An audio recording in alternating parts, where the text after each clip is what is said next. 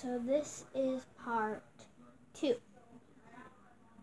Okay, so I got this little mini peach squishy peach. It kind of smells like corn mixed with like sweet corn, kind of. It has a cool smell. Also, I have bought from this company before. Also, buy this; it's so amazing. Okay, next I got this frozen towel. So it's called a magic towel, and you unbox it and then dunk it in water, which I will not be showing. I will not be showing this unboxed.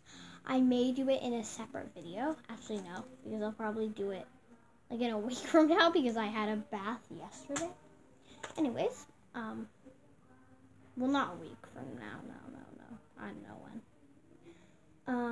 And I got this tie-dye pencil case, rainbow, and I love rainbow. Rainbow! And I got this pineapple pen. Pineapple pen! Oh.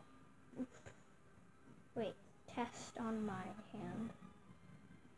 Wait, does it even work? Oh, there we go, okay. Okay, so this does work. And Jelly Belly pencils, but they're not actually scented. Well, maybe, I think I just have to smell them one by one. Come back come back for part 3, the last part where I unbox everything. Bye!